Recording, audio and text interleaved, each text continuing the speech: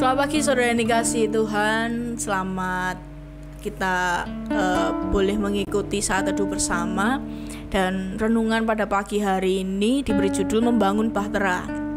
Kalau kita baca di kitab Keluaran 2 ayat 1 sampai yang ke-10, saya akan bacakan satu ayat nas. Tetapi ia tidak dapat menyembunyikan lebih lama lagi. Seperti itu diambilnya sebuah peti pandan, dipakalnya dengan gala-gala dan diletakkannya bayi itu di dalamnya, dan ditaruhnya peti itu di tengah-tengah Tebrau, di tepi sungai Nil. Dalam kitab Keluaran 2 ayat yang ketiga. Generasi kelima dari Abraham yaitu generasi anak-anak Efraim dan Manasye, anak-anak Yusuf. Mereka tinggal di Mesir selama 430 tahun. Dari satu keluarga akhirnya menjadi Israel, satu bangsa. Bangsa yang memiliki janji akan sebuah tanah, yaitu tanah yang terbentang dari sungai Mesir ke sungai Efrat. Mesir bukanlah tanah perjanjian, sebab itu ketika waktunya tiba, maka Israel harus keluar dari Mesir. Dan di awal kedatangan keluarga Yakub atau Israel, Mesir adalah solusi, tetapi akhirnya Mesir menjadi tempat perbudakan. Kalau kita tahu, awalnya Yakub sekeluarga datang untuk mereka mencari makan, karena musim pada waktu itu mereka tidak dapat menuai apa yang mereka tanam, gitu kan ya. Musim kemarau, 7 musim kemarau yang membuat mereka harus datang kepada Yusuf yang ada di Mesir. Dan lamanya orang Israel diam di Mesir adalah 430 tahun. Sesudah lewat 430 tahun, tepat pada hari itu juga keluarlah segala pasukan Tuhan dari tanah Mesir. Dalam kitab Keluaran 12 ayat 40 dikatakan, nah, saudara yang dikasihi Tuhan, Tuhan itu tidak pernah terlambat. Dia selalu menyiapkan solusi sebelum memberikan instruksi.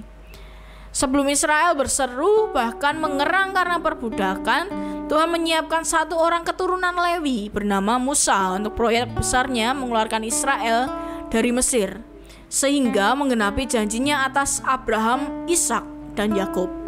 Musa diselamatkan dari pembunuhan bayi-bayi oleh Firaun ketika ia ditempatkan di dalam sebuah keranjang atau peti yang diapungkan ke sungai Nil, sampai akhirnya dipungut oleh putri Firaun.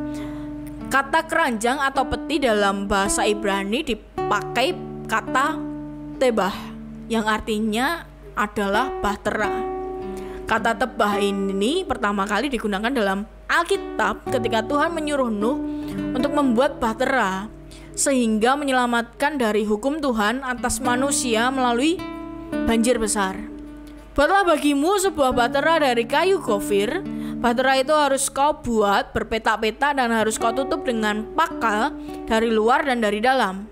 Beginilah engkau harus membuat bahtera itu 300 hasta panjangnya, 50 hasta lebarnya, dan 30 hasta tingginya. Kitab Kejadian 6 ayat 14 sampai 15 catat.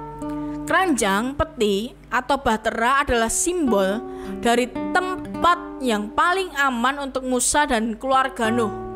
Jadi Musa tidak terbunuh karena dimasukkan dalam peti, tapi keluarga Nuh masuk ke dalam sebuah bahtera yang dibangunnya. Pola membangun bahtera adalah pola ilahi. Setiap kali Tuhan, dia menyelamatkan manusia, selalu adalah bahtera-bahtera yang disiapkan untuk menyelamatkan. Tuhan Yesus menubuatkan bahwa akhir zaman akan seperti zaman Nuh. Artinya seperti Nuh dan Musa, kita membutuhkan tebah, bahtera akhir zaman. Tuhan mencari orang-orang yang mau menyiapkan jalan seperti Yohanes Pembaptis. Ya, siapkanlah jalan bagi Tuhan. Apa yang disiapkan? Eklesia dalam bahasa Yunani, atau jemaatnya, atau gerejanya, atau tubuh Kristus, atau mempelainya. Itu yang harus kita siapkan, saudara. Tuhan Yesus memberikan otoritas dan kuasa kepada eklesianya atau jemaatnya, sehingga melepas dan mengikat apa yang di surga dan di bumi.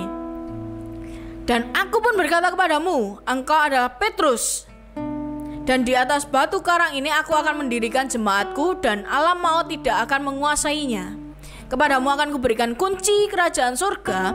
Apa yang kau ikat di dunia ini akan terikat di surga, dan apa yang kau lepas di dunia ini akan terlepas di surga. Matius 16 ayat 18-19.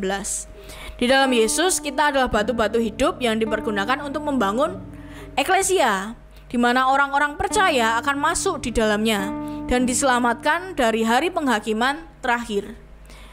Dan pembangunan bahtera eklesia dimulai dengan pernyataan, engkau, Yesus Kristus adalah Mesias, Anak Allah yang hidup. Matius 16 ayat 16. Kata eklesia dalam bahasa Yunani diterjemahkan jemaat, berasal dari kata yang artinya keluar, dan kaleo yang artinya dipanggil. Eklesia memiliki arti dipanggil keluar. Seperti Israel dipanggil keluar dari Mesir untuk mewarisi dan menduduki tanah perjanjian yang sudah dijanjikan Tuhan Allah. Orang-orang yang dipanggil itulah yang imamat yang rajani. Kata eklesia ini berarti pertemuan, assembly. Dan dalam konteks pertemuan rohani akhirnya diterjemahkan sebagai gereja. Jadi eklesia itu bertemu secara rohani, dan akhirnya saudara dikasih Tuhan diterjemahkan menjadi kata gereja. Kata eklesia dalam kerajaan Romawi juga berarti pasukan yang diutus untuk menduduki suatu wilayah. Kepada siapa kita berpihak, itulah yang akan menentukan kemenangan kita. Dan dikasih Tuhan, pagi hari ini saya mengajak saudara untuk kita memberikan hati kita kepada Tuhan. Bahkan tidak cuma hati, nah seluruh kehidupan kita berikan sama Tuhan. Tuhan mau pakai apa itu terserah Tuhan. Tapi satu hal yang saya percaya, bahwa di zaman-zaman akhir ini, di waktu-waktu akhir ini, Tuhan menyiapkan bahtera-bahteranya untuk menyelamatkan setiap anak-anaknya. Maka kita diajak untuk membangun bahtera. Dan bagaimana sih membangun bahtera itu? Berarti kita harus memberikan semua kehidupan kita untuk membangun bahtera itu. Nuh ketika dia membangun bahtera, satu hal yang dia dapati adalah banyak cemooh mungkin. Orang kan bakal mencemooh, bahkan waktunya akan habis untuk membangun bahtera itu. Bayangkan satu orang Nuh membangun bahtera yang sangat besar, dan dari situ dia bisa menyelamatkan hewan berpasang-pasangan, dan bahkan keluarganya diselamatkan. Satu hal saudara, dari kehidupan kita, mari kita menyerahkan kehidupan kita untuk Tuhan pakai. Dengan bisnismu mungkin, dengan studimu mungkin, atau dengan apa yang kamu punya. Biarlah kita menjadi batu-batu yang tersusun rapi untuk Tuhan jalan dan menghampiri setiap anak-anaknya. Mari pagi hari ini kita belajar untuk memberikan hati kita sama Tuhan, memberikan jiwa kita, memberikan tubuh kita, semuanya buat Tuhan jalan, menyatakan jalannya Tuhan atas setiap kehidupan manusia di bumi ini. Mari Tuhan pakai hati kami, pakai hidup kami, dan pakai seluruh kehidupan kami semuanya untuk Tuhan berjalan atas bangsa ini, bahkan dan atas bangsa-bangsa. Haleluya. Oh, haleluya Tuhan.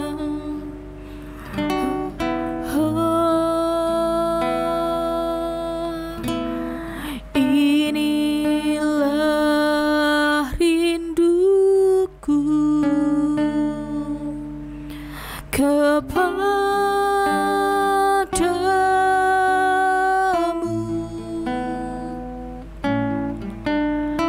segenap hatiku menyembahmu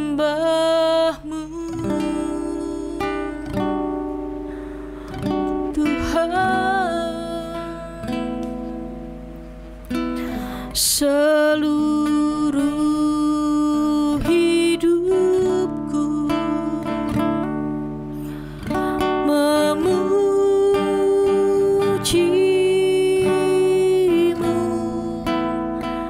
kami menyembahmu, menyembahmu ya Allah.